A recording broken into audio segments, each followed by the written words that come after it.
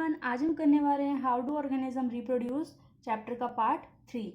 ठीक है, इसके अंदर हम डिस्कस करेंगे रिप्रोडक्शन इन ह्यूमन बीइंग। ठीक है, लास्ट टॉपिक हमने क्या किया था, जर्मिनेशन के बारे में। ठीक है, इसके बाद आपको एक डायग्राम बनाना है जो बताना रह गया था मेरे को।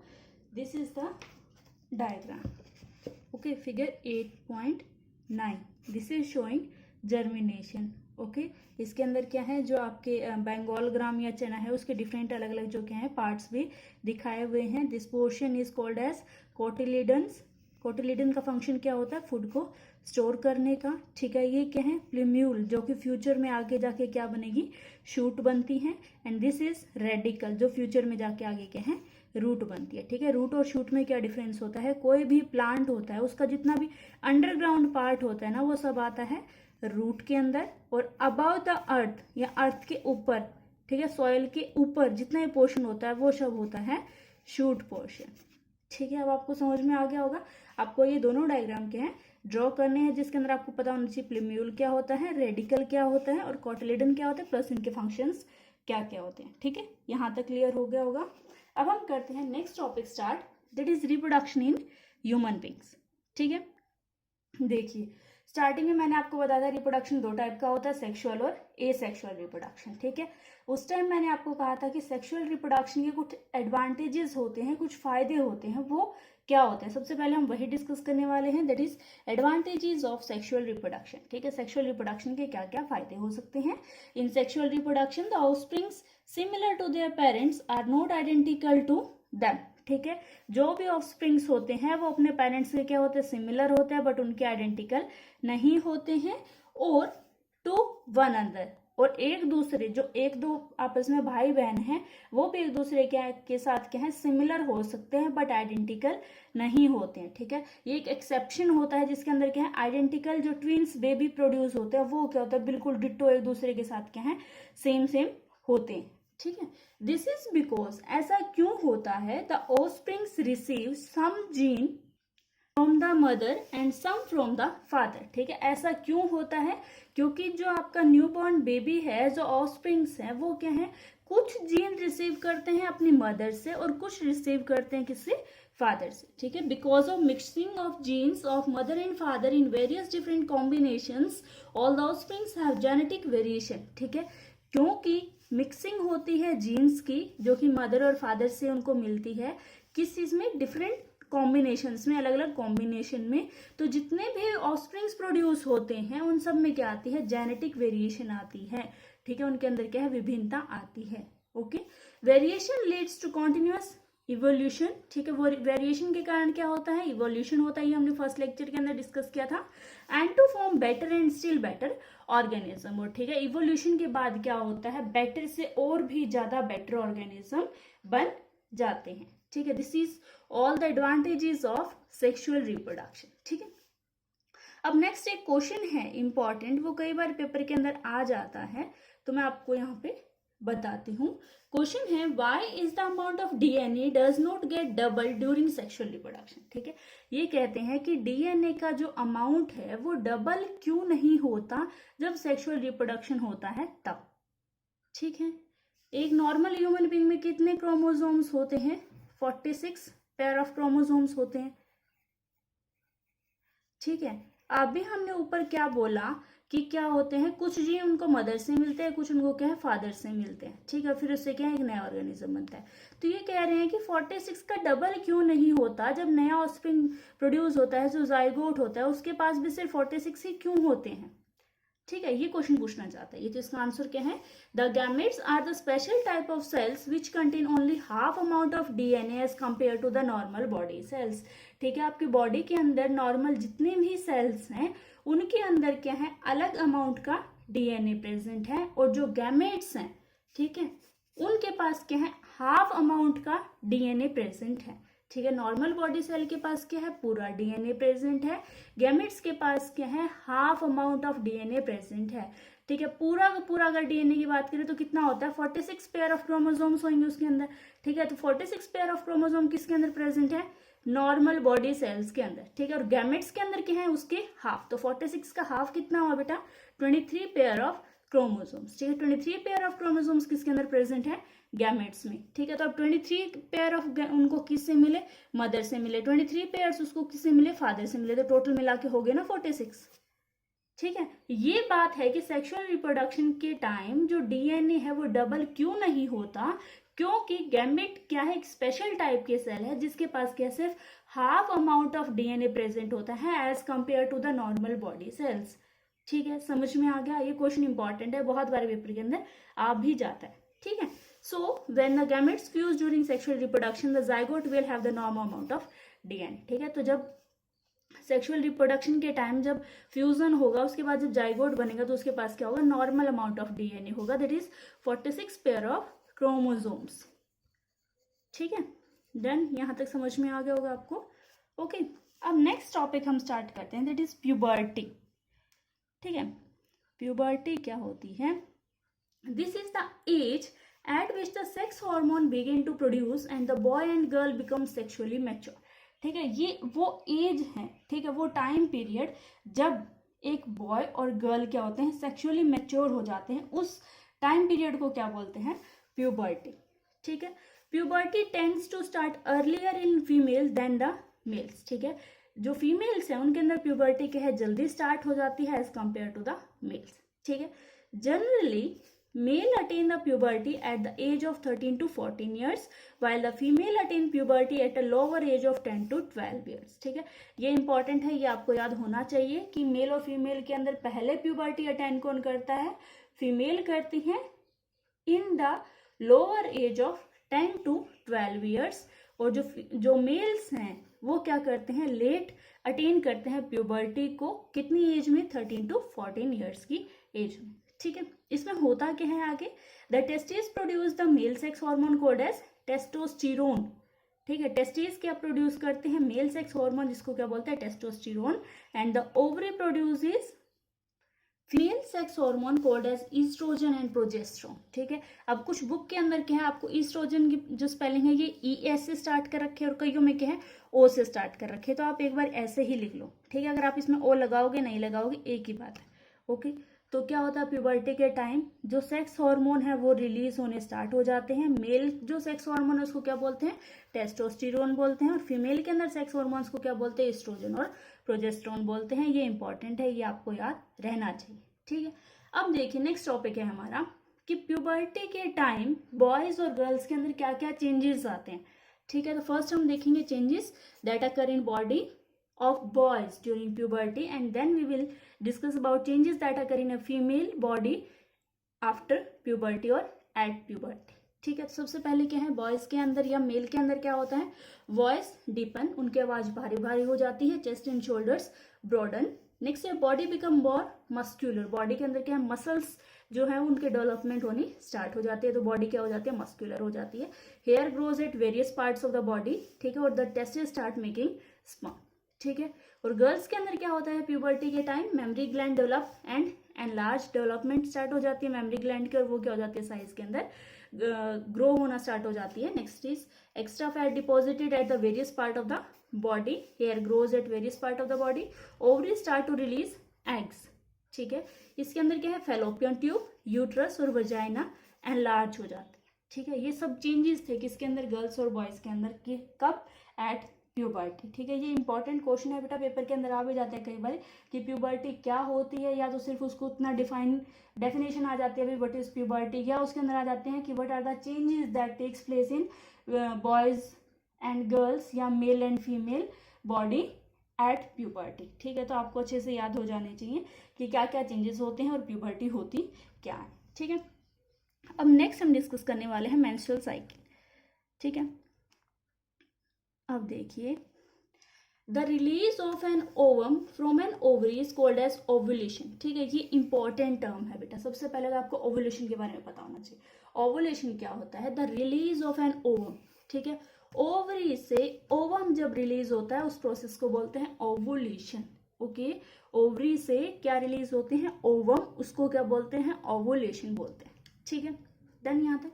इन अ नॉर्मल हेल्दी वुमेन, कोई नॉर्मल हेल्दी वुमेन है, ovulation takes place on the 14th day of beginning of menstrual cycle, ठीक है। ओवुलेशन कब होता है, 14th डे पे होता है, कब, जब मेंस्ट्रुअल साइकिल स्टार्ट हो जाती है उससे 14 डे के बिगिन हो जाता है क्या चीज होना, ओवुलेशन होना, मतलब ओवम रिलीज करना स्टार्ट कर देती है। ठीक है, ovulation starts when women attains puberty. ठीक है, जो मेंस्ट्रुअल साइकिल का जो प्रोसेस है ये कब होता है, आफ्टर प्यूबर्टी की बाद।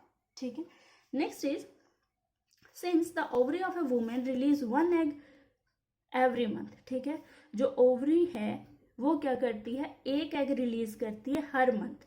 Therefore, the uterus prepare itself every month to conceive a fertilized egg। ठीक है, वहां पे क्या बन रहा है, एग बन रहा है। एग के साथ क्या होएगा, फर्टिलाइजेशन होता है। ठीक है, तो यूट्रस क्या है, हर बारी हर मंथ अपने आप को प्रिपेयर करता है कि उसके पास कुछ स्पर्म्स आएंगे और वहां पे क्या है, फर्टिलाइजेशन प्रोसेस होगा। ठीक है, in the process the inner lining of the uterus become thick and soft with a lot of blood capillaries। ठीक है, और मैंने कहा कि यूट्रस क्या करता है, खुद को प्रिपेयर करता है। तो खुद को प्रिपेयर करने में वो क्या करता है कि जो उसकी इनर लाइनिंग है ना, अंदर वाली जो लेयर है उसके अंदर, वो क्या हो जाती है, थिक हो जाती है। थिक होने के साथ साथ उसके अंदर क्या, बहुत सारी ब्लड जो कैपिलरीज हैं ये भी वहां पे क्या है, ग्रो होना स्टार्ट हो जाती है। ठीक है, this preparation in the uterus is necessary. ठीक है, ये प्रिपरेशन यूट्रस के अंदर नेसेसरी है। क्यों, because in case the egg is fertilized by sperm then the uterus has to keep the fertilized egg and nourish it to develop into a baby. ठीक है, ये अब जो प्रिपरेशन है यूट्रस की ये नेसेसरी है। क्यों, क्योंकि अगर बाय चांस स्पर्म आया, वहां पे फर्टिलाइजेशन हो गया, फर्टिलाइजेशन होने के बाद क्या होती है, सारी जिम्मेवारी किसकी होती है, यूट्रस की होती है कि वो क्या करेगा, फर्टिलाइज्ड एग को अपने पास रखेगा, उसको नरिशमेंट प्रोवाइड करेगा। कब तक, जब तक वो फुल बेबी के अंदर क्या है, डेवलप नहीं हो जाता तब तक। ठीक है, if however the egg release by the ovary is not fertilize. ठीक है, अगर ओवरी जो एग रिलीज कर रही है अगर वो फर्टिलाइज नहीं हुआ तो तब क्या होगा, then the thick lining of the uterus is not needed. तब हमें क्या है, जो यूट्रस की थिक लाइनिंग है वो तो चाहिए ही नहीं। So the uterus lining break. तो उस टाइम क्या होता है, यूट्रस की जो लाइनिंग है वो क्या हो जाती है, ब्रेक डाउन हो जाती है and come out through the vagina in the form of blood and mucus. ठीक है, तो वो क्या है, वजाइना से बाहर निकलती है किसकी फॉर्म में, ब्लड और मकस के फॉर्म में। ठीक है, this is called as menstruation. ठीक है, इसको क्या बोलते हैं, मेंस्ट्रुएशन बोलते हैं। दिस साइकिल टेक्स प्लेस रफली every month and last for 3 to 8 days। ठीक है, ये जो साइकिल है ये क्या है, हर मंथ होती है और कितने दिन तक रहती है, 3 to 8 days। ठीक है, अब next is menstruation stops temporarily when the ovum get fertilized. ठीक है, जब ओवम है वो फर्टिलाइज्ड हो जाता है तब क्या है, मेंस्ट्रुएशन स्टॉप हो जाती है and the woman gets pregnant. ठीक है, और वुमेन क्या हो जाती है, प्रेग्नेंट हो जाती है। It restarts after the birth of baby. और मेंस्ट्रुएशन जो मेंस्ट्रुअल साइकिल है ये वापस स्टार्ट हो जाती है कब, जब बेबी का बर्थ हो जाता है उसके बाद। The first occurrence of menstruation at puberty is called as menarche. ठीक है, प्यूबर्टी के बाद जब फर्स्ट टाइम मेंस्ट्रुएशन होती है उसको बोलते हैं मिनार्क, MENARCHE। ठीक है, मिनार्क। और उसके बाद क्या है, the permanent stoppage of menstruation at the age of after 45 year is called as menopause. ठीक है, और 45 ईयर्स के बाद परमानेंट स्टॉप हो जाती है मेंस्ट्रुएशन। उस प्रोसेस को क्या बोलते हैं, मेनोपॉज बोलते हैं। क्या बोलते हैं उसको, मेनोपॉज। अब इसके अंदर आपको 3 वर्ड बहुत अच्छे से पता होने चाहिए, मेंस्ट्रुएशन क्या होता है, मिनार्क क्या होता है और मेनोपॉज क्या होता है। ठीक, now next topic is male reproductive system. ठीक है, it consist of following organs. इसके अंदर क्या अलग अलग ऑर्गन होते हैं, जैसे हमने डाइजेस्टिव सिस्टम पढ़ा था, रेस्पिरेटरी, सर्कुलेटरी, एक्सक्रीटरी सिस्टम सब पढ़े थे ना। उसके अंदर हमने कैसे पढ़े थे, पहले उसके अंदर जितने ऑर्गन हैं उन सब के नाम पता होने चाहिए, फिर वो कहाँ प्रेजेंट होते हैं और क्या फंक्शन परफॉर्म करते हैं उतना पता होना चाहिए। ठीक है, तो वही सेम हम इसमें करने वाले हैं, मेल रिप्रोडक्टिव सिस्टम है। और नेक्स्ट हमारा टॉपिक है फीमेल रिप्रोडक्टिव सिस्टम। ठीक है, तो आइए स्टार्ट करते हैं हम सबसे पहले मेल रिप्रोडक्टिव सिस्टम के साथ। ठीक है, इसके अंदर डिफरेंट ऑर्गन होते हैं, कौन कौन से, टेस्टिस, स्क्रोटम, वास differences, urethra, ureter, penis, prostate gland, bladder, seminal vesicles और एपिडिडाइमस। ठीक है, ये इसके क्या है, डिफरेंट ऑर्गन्स हैं। बेटा एक बात मैं आपको बताती हूँ कि सीबीएसई के अंदर आज तक कोई पेपर नहीं आया ऐसा साइंस का जिसके अंदर या तो मेल रिप्रोडक्टिव सिस्टम से या फीमेल रिप्रोडक्टिव सिस्टम से क्वेश्चन ना आया हो, ठीक है। तो मैं आपको एडवाइस करती हूँ कि प्लीज़ आप इसको जब लिख रहे हो तभी साथ के साथ के अच्छे से याद कर लो, ओके। तो आइए हम स्टार्ट करते हैं। सबसे पहले टेस्टिस। टेस्टिस क्या होता है? Testis are the oval shaped organ which lies at outside the abdominal cavity of a man, ठीक है। टेस्टिस कहाँ प्रेजेंट होती है? होती क्या है? बेसिकली ओवल शेप्ड ऑर्गन होता है जो एब्डोमिनल कैविटी के बाहर प्रेजेंट होता है, that is present outside the abdominal cavity. See this is the diagram 8.10, ठीक है। इसके अंदर टेस्टिस क्या है? जो आपका एब्डोमिनल कैविटी है उससे बाहर प्रेजेंट है, ओवल शेप्ड का, ठीक है। यहाँ तक समझ में आया आपको? Okay. Next is a man has 2 testis and its function is to make male sex hormone, ठीक है। उसका फंक्शन क्या होता है कि मेल सेक्स हार्मोन को प्रोड्यूस करे, जो मेल के अंदर क्या होता है, that is testosterone. It also produces sperm throughout the life after puberty, ठीक है। और प्यूबर्टी के बाद पूरी जिंदगी थ्रू आउट द लाइफ ये क्या प्रोड्यूस करते रहते हैं? स्पर्म भी प्रोड्यूस करने का फंक्शन है किसका? टेस्टिस का, ठीक है। नेक्स्ट है हमारा second part, that is scrotum. The testis of a man are lie in a small muscular pouch called as scrotum outside the abdominal cavity, ठीक है। ये क्या कह रहा है कि जो टेस्टिस हैं ये किसके अंदर प्रेजेंट है? एक पाउच के अंदर, ठीक है, जिसको क्या बोलते हैं? स्क्रोटम बोलते हैं, ठीक है। समझ में आया? टेस्टिस किसके अंदर प्रेजेंट होते हैं? स्क्रोटम के अंदर, ओके। अब नेक्स्ट है एक इंपॉर्टेंट क्वेश्चन जो बहुत बार पेपर के अंदर आता है। क्या है ये क्वेश्चन? कि why scrotum lies outside the body and abdominal cavity. ये कहता है कि स्क्रोटम है वो बॉडी से और एब्डोमिनल कैविटी से बाहर क्यों लाई करता है, क्यों प्रेजेंट होता है वहां पे, ठीक है। इसका आंसर है because the sperm formation required a lower temperature than the normal body temperature, ठीक है। आपके नॉर्मल बॉडी का जो टेम्परेचर है उससे क्या चाहिए? कम टेम्परेचर चाहिए, किस चीज के लिए? स्पर्म बनने के लिए, ठीक है।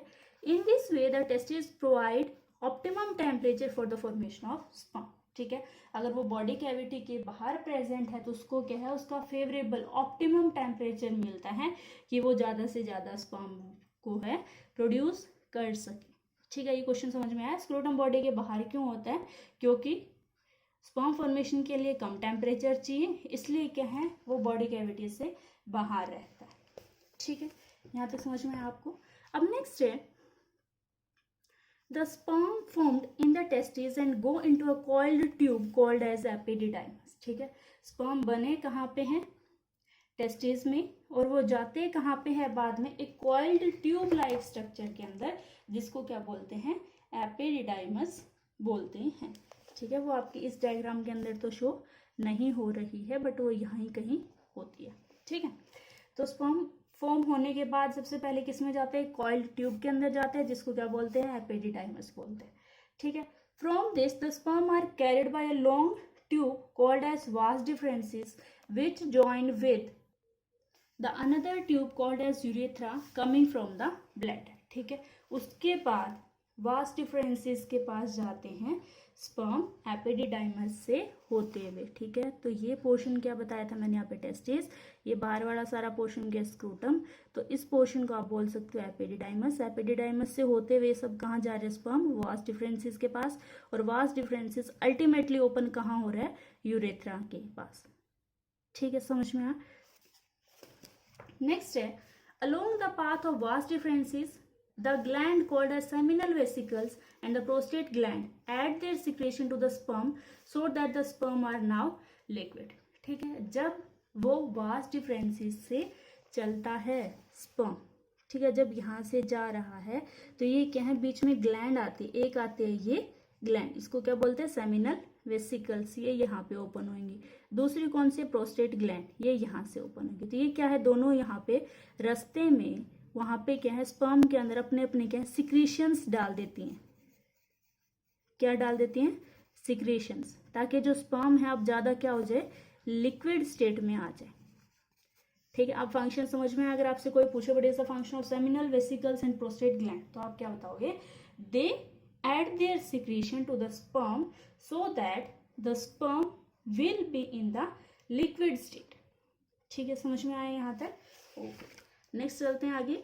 The liquid plus the sperm it contain is called as semen. ठीक है, कई बार सीमन की डेफिनेशन भी आ जाती है बेटा पेपर में कि व्हाट इज सीमन। तो इसके अंदर क्या है, स्पर्म जो प्रोड्यूस हुआ था टेस्टिस में और उसके साथ सिक्रीशन डालने के बाद वो क्या बन गया, सीमन बन गया। ठीक है, the secretion of seminal vesicles and the prostate gland provide nutrition. ठीक है, जो भी सिक्रीशन डाला था किसने, सेमिनल वेसिकल्स ने और प्रोस्टेट ग्लैंड ने, वो उसको बेसिकली प्रोवाइड क्या कर रहे हैं, न्यूट्रिशन। ठीक है, न्यूट्रिशन प्रोवाइड करते हैं किसको, स्पर्म को। नेक्स्ट है urethra forms the common passage of sperm and urine. ठीक है, उसके बाद क्या है, जो यूरेथ्रा है दिस पोर्शन, ठीक है, ये क्या है, कॉमन पैसेज है किस चीज के लिए, स्पर्म के लिए और यूरिन के लिए। ठीक है, ये दोनों बॉडी से इसी में जो आपका पोर्शन है वहीं से क्या होंगे, बॉडी से बाहर निकलेंगे। ठीक है, it carries the sperm to a organ called as penis which open outside the body. और वहां से क्या है, यूरेथ्रा से जो आपके स्पर्म है वो कहाँ चले जाते हैं, पेनिस में, और पेनिस से होते हुए बॉडी से क्या है, बाहर आ जाते हैं। ठीक है, the penis passes the sperm from the men's body into the vagina of female during the meeting. ठीक है, मीटिंग या इंटरकोर्स।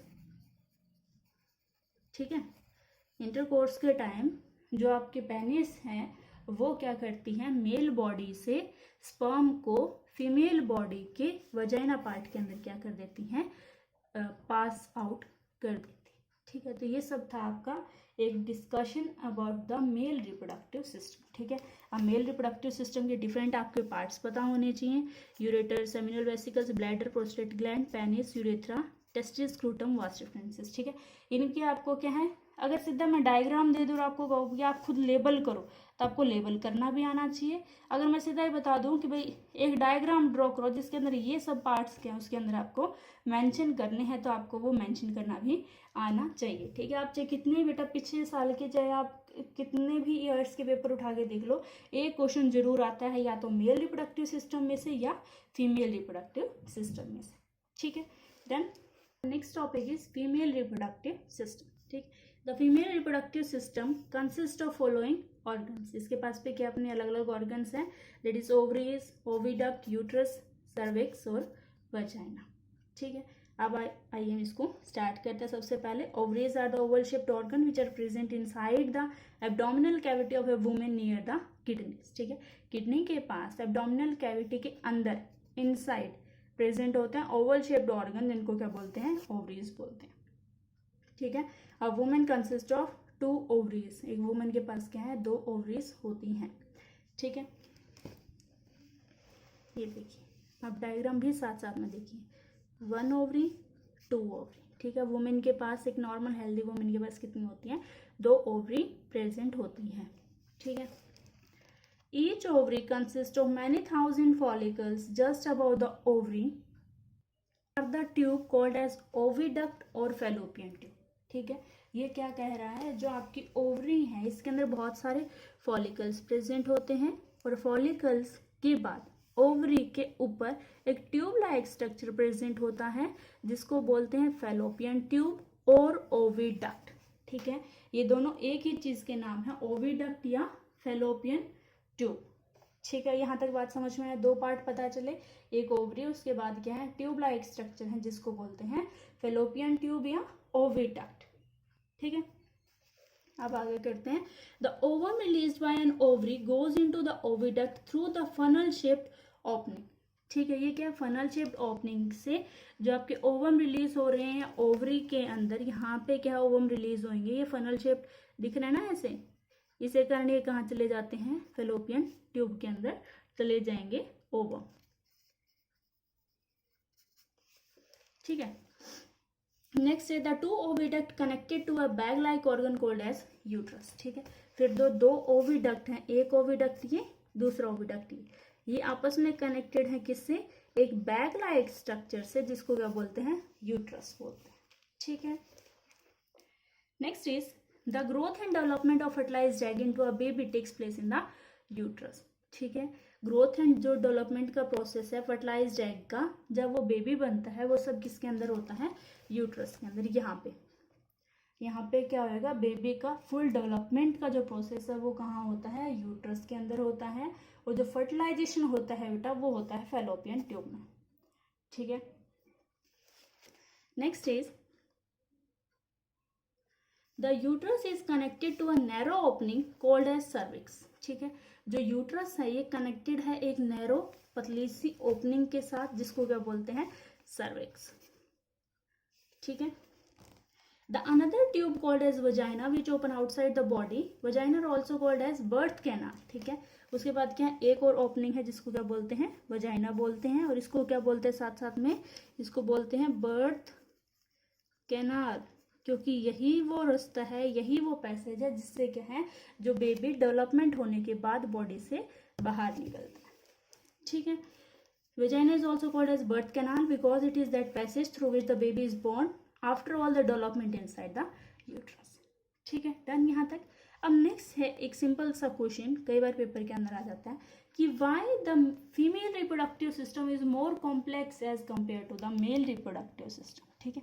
ये जो फीमेल रिप्रोडक्टिव सिस्टम है ये ज़्यादा कॉम्प्लेक्स है as compare to the male reproductive system. Why, क्यों, क्योंकि क्या है, मेल रिप्रोडक्टिव सिस्टम में तो सिर्फ स्पर्म प्रोड्यूस करने का ही काम होता है। फीमेल रिप्रोडक्टिव सिस्टम के अंदर क्या होता है, फर्टिलाइजेशन होता है। फर्टिलाइजेशन के बाद क्या है, डेवलपमेंट होती है बेबी की इनटू अ न्यू ऑफस्प्रिंग।